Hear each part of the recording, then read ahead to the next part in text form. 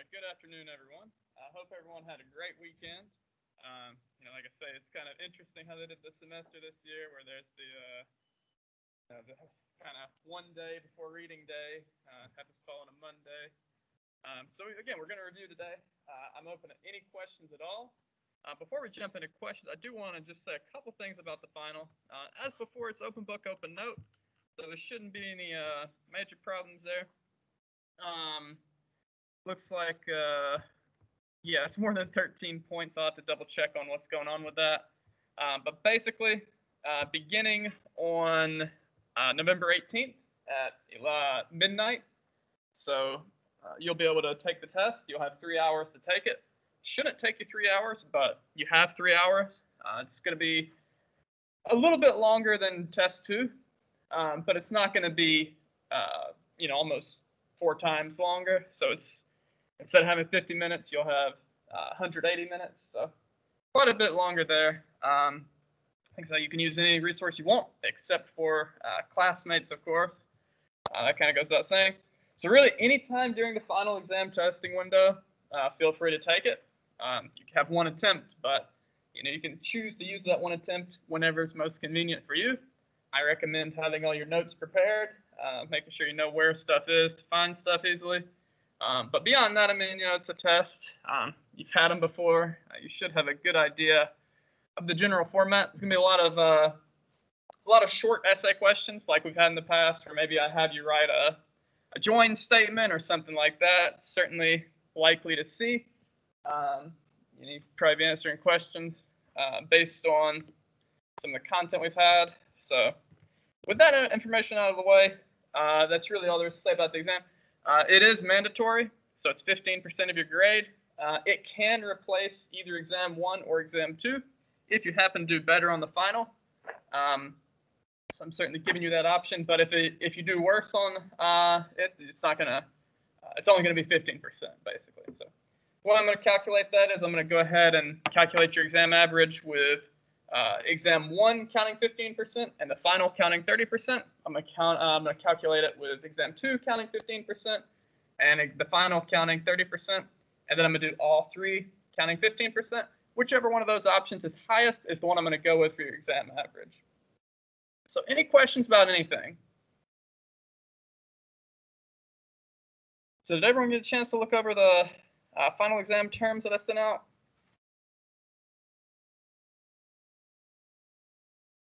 So this is going to be cumulative, which if you think about it, there's not really a whole lot of new material in chapters 8 through 10 anyway. So the book kind of repeats itself about 3 times. So, it's... So, yeah, any of this stuff on here, certainly fair game for the exam. I was wondering well, I think it was the last chapter we covered, the relational calculus and algebra and stuff like that. Yeah. How much of that is going to be on there? There's not going to be a lot. I would say it'll be about 20 questions. You might have 1 question over it. It is open book, open note. So, I'd recommend, if you have the ebook, make sure you know what to search for quickly, go through the chapters, whatever. If you have a physical book, certainly it'd be great to put some little sticky notes in spots like that. But really, there's not going to be more than 1 question about it, because it's not really anything new in terms of, what the material is. So it's like, doing things like restricting certain rows, all that sort of stuff. Is not going to be anything that's covered in too much detail. Yes, sir.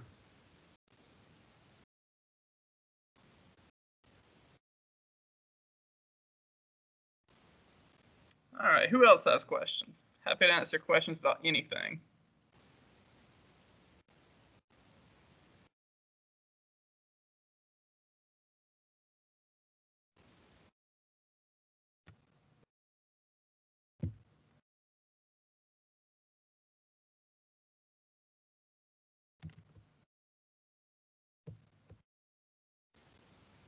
Any questions?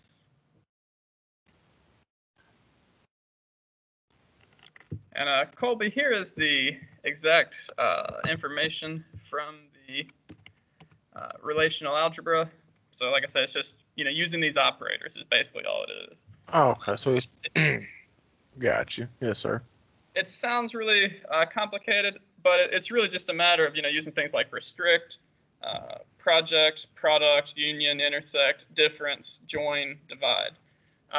You're not going to see project or product on there. But the other 6, I mean, they certainly could appear. I would say join is a pretty much guarantee. Yes, sir. So yeah, and I don't necessarily consider join to be relational algebra exclusive. So yeah, there's also some graphics if you go on. They kind of go through, if I were to ask you for one of these. I mean, it's like I said, it's open book, open notes. So all right, who else has questions? Any questions?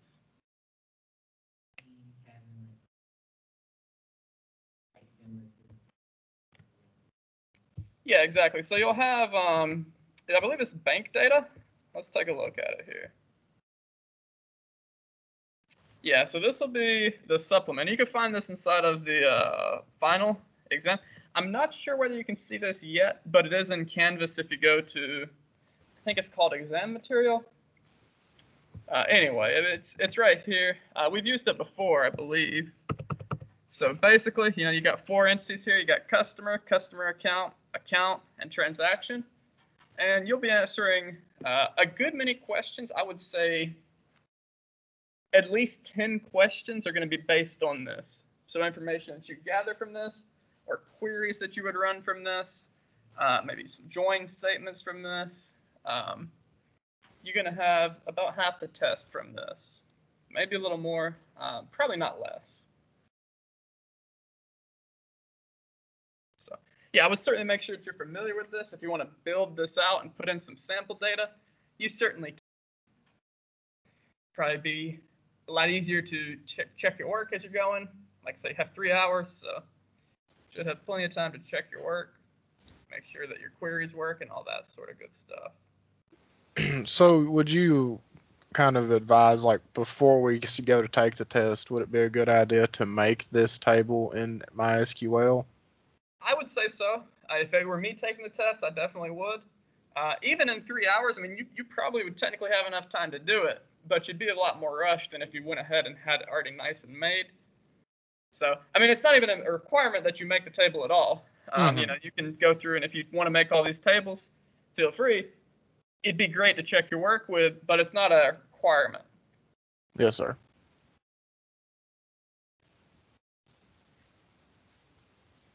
All right, any other questions? Happy to answer any questions at all.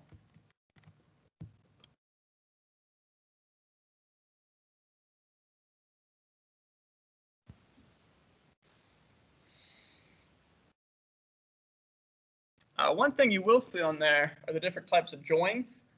We have, of course, we have the inner join, which is going to be the things that the 2 tables have in common. Whatever condition we set, it's only going to give us what they have in common.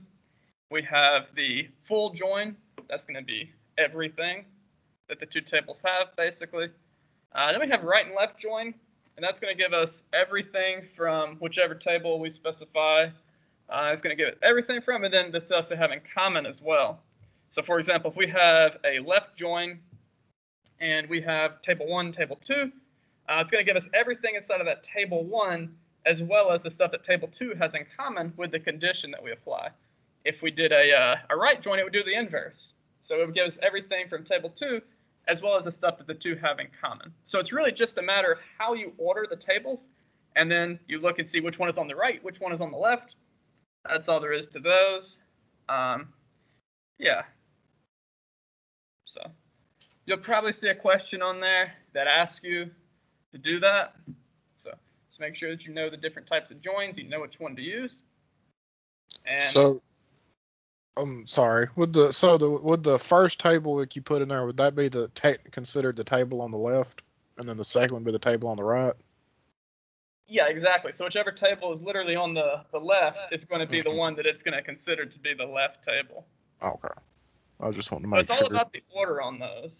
And like I said, I mean, certainly I'd recommend you try it out. Make either use one of your existing tables you got in MySQL or make a couple tables and just try it out. But yeah, whichever table you have first is going to be the left table.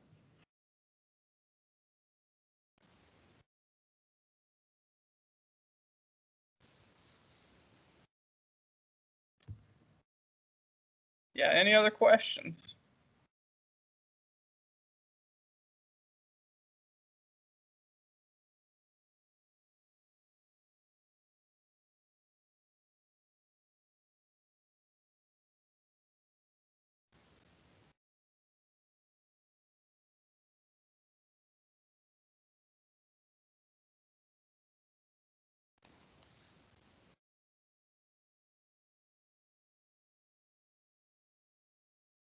Again, I'm happy to answer any questions.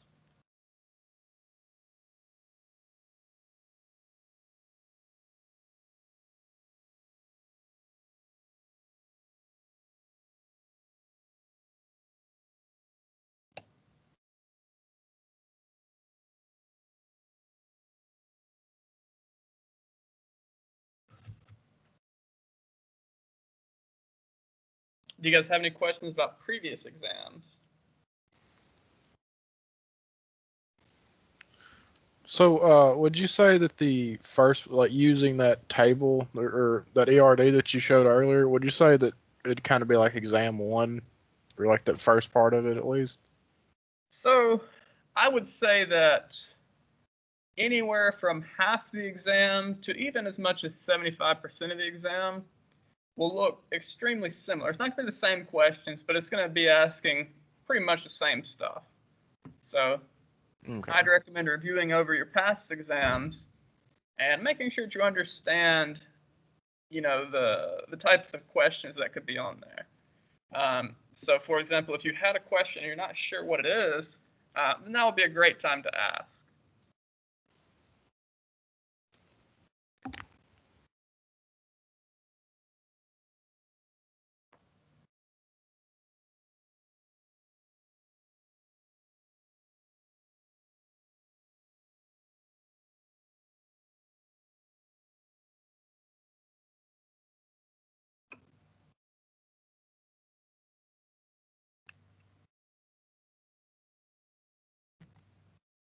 So yeah, any of these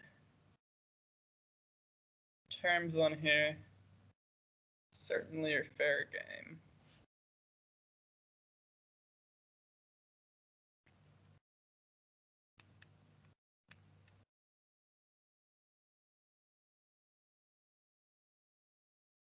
While you guys are thinking up questions for me, I would like to ask everyone if they can have a chance to, before 11 p.m. tonight, the evaluations for the instructor close. So I would ask you all to fill those out before 11 p.m. tonight.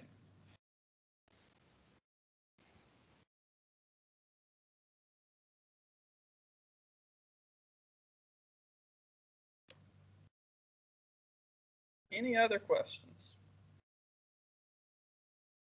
Another thing I'd like to make note of is certainly I'd recommend that you review the SQL files that we went over in class together. If I'm going to ask a question, there's a very strong chance that I covered it in class. And that's a great way to review and to see what we covered in class, just to look over those SQL files, make sure that you understand all the different queries on there. And if so, I think you'll be in a good spot.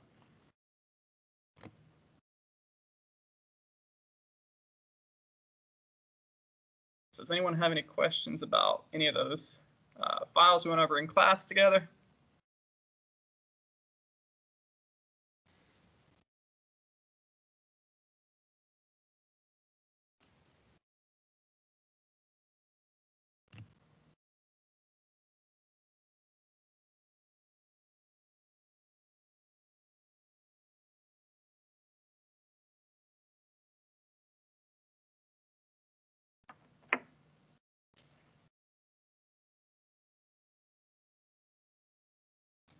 All right, well, I don't want to hold anyone. Like I said, I'm willing to stick around if you guys have any questions. But if you don't and you're pretty prepared, unfortunately, I can't let you take it until Wednesday, but that's university policies there. It'll be open starting at midnight on Wednesday all the way until 11:59 p.m. on Tuesday the 24th. So I will try to have these graded on a daily basis. So basically, you shouldn't be waiting much longer than, I would say, a day to get your grade. But I'm not going to show the correct answers until the 25th, I think around 3 or 4 a.m., just to make sure that no one gets the correct answers and passes them around. So you'll see your grade, but you won't be able to see what you missed. If you have any specific questions about a question, I'm happy to address it. If you're curious as to whether you got something right or wrong, I'm certainly happy to field that. But in terms of actually seeing your entire thing, you will have to wait until the 25th, I'm afraid. So any other questions? I don't think I have any. No, sir. Well, like I say, certainly feel free to stick around if you'd like. If you have somewhere else to be, certainly not trying to hold you hostage or anything, so certainly feel free to go do that. I'll stick around until everyone leaves.